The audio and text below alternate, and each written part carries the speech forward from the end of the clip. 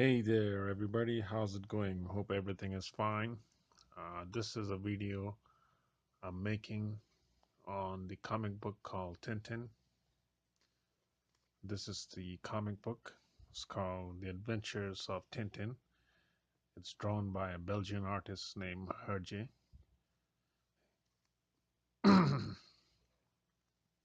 So this is one of Tintin's adventure. So this is Tintin, and this is his dog Snowy.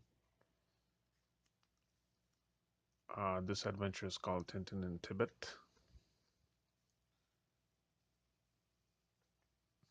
Here is a figure of Tintin that I have in my collector's item. So, and here's the figure of his dog Snowy from my collector's item.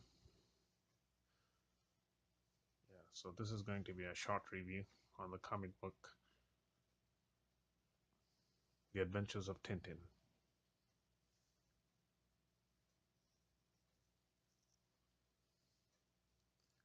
Tintin has a lot of adventures. Um, in total, it's around 23 adventures.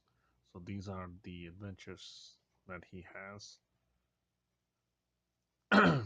And they were drawn by the artist called Herge back in the 1950s and the 60s. So this adventure was first drawn in 1960 by Herge. So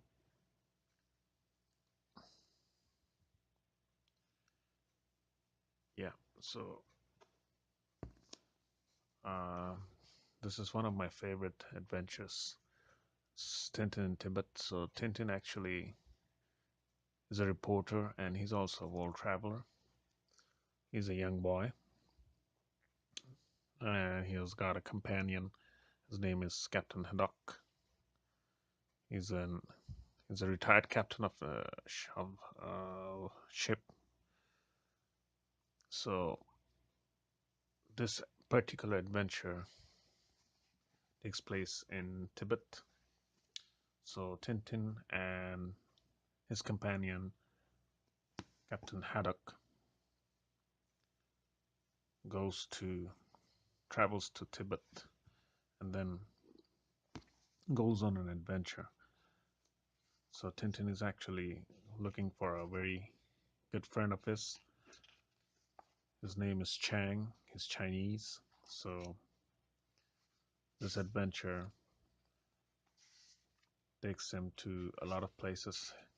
Takes Tintin and Haddock to a lot of places in Tibet.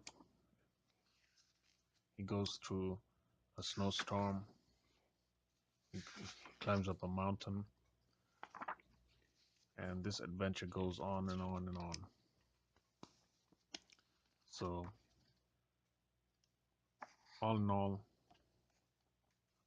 Tintin comic is of 62 pages, and it's all fun.